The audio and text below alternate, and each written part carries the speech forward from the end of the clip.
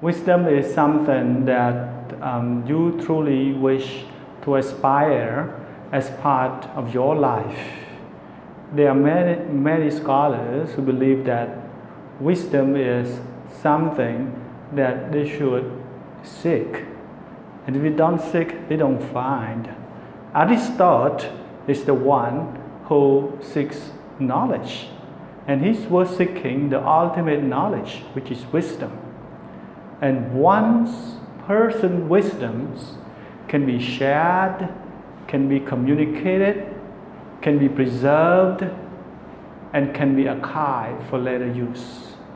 There are a lot of people from the Aristotle time who gained a lot of wisdoms of Aristotle, and they too created sub-wisdoms.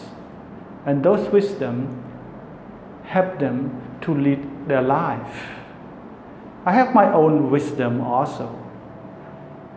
My wisdom is the knowledge, is the true knowledge that I must preserve. And it is the ultimate systems about the development of our nation, of our businesses, of our individual lives. And when we talk about system, we talk about the interconnected areas of life and how things work together, how people interact with each other, and how people manage the systems, and how systems help people work. So with the knowledge, which is the final things that people should acquire and which they honor it because it's regarded as the wisdom, people try to seek how the government can regulate the businesses in a way that businesses can grow and do not affect the public policies and the interest of the public. There's something in between that link these two organizations together. The government agency is one whole sort of system. And the company or the businesses, agencies, plural, a lot of them. And they are all together form a big part of system. And these systems need to find ways to work together.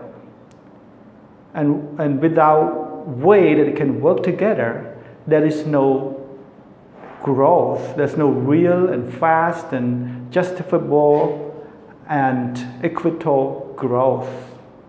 Because these two organizations are with different objectives.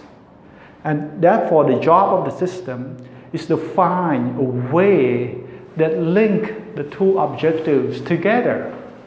And people, either they work for the government or they work for the companies, they can find harmonized system. They can work together to live their lives and to meet the objective of harmonized system. There are penalties which can be applied to companies when they do against the public wills, when they cause harm to the public policies. And there's also the will from the government, from the regulation agencies, from the courts, from the experts that are finding ways around, how to make businesses regulated in a way that the growth, the fair growth are not affected, and the interest to people. And when we talk about the society of customers, they are one community, and they are also a system. They are a system of people, families, a combination of kids, grandchildren, parents, grandparents.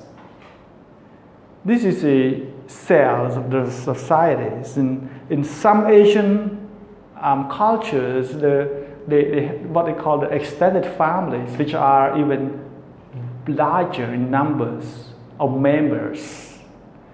And there are other culture, European culture, where the nuclear family is what they call. And it's getting closer, narrower, and smaller. And to the Asian people, they see the Western families begin to be isolate. And the Western family see the Asian culture as so many things to take over, to take care. And somehow some you see, oh, maybe that's not the Asian family should grow faster. They don't live so condensed and so, in the sophisticated sort of life. Okay, this is a general picture about the third agent of the system, the people. This is good to understand one system and then begin to understand another system and then the last system. And to make these three systems work as one, how do you call it? You may call it the consistent system.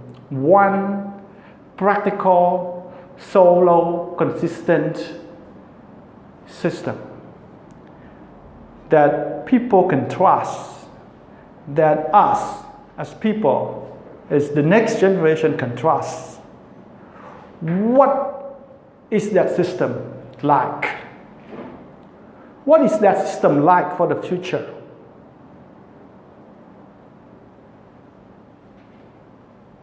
How do this whole system get people to organize in a consistent way and that do not affect each other so much negatively, but serve the interests of the generations to come? I understand, we live in the present. And sometimes we forget that what the future is going to be like. What our children, our grandchildren, our great-grandchildren are going to tell stories about us. We understand that in the universe, the earth, the place where we are living now, it serves one very perfect function. It is to host us. It's a place of humanities. It's our home. And we are the most lucky creatures to be able to live here and enjoy what is given to us, what the world gives us. We're not too hot, we're not too cold, although different countries may have different climates, but we survive in what is called the moderate weather, the moderate atmosphere environment. The combination, what we call the synergies, the average, the rule of average, the sun shine, not so hot. The distance between the earth and the sun, not so close, that we enjoy this kind of atmosphere. And by ourselves, when we are born in this fair earth, we are enjoying, we are made up of fair system already. The system that we are in right now. And therefore, I'm not trying to give solution about how we're gonna make these three whole systems work together right now. But I'm going to, or what I'm doing now is to raise question as to why. Why are we here on earth? And if we have to seek one whole systems that everybody can enjoy equitable growth, everybody can make sense of their own life, their own purpose. And this is achieved through the system. And why? Why are we here for? Why do we exist? And how do we work together to answer this whole question of why within the system?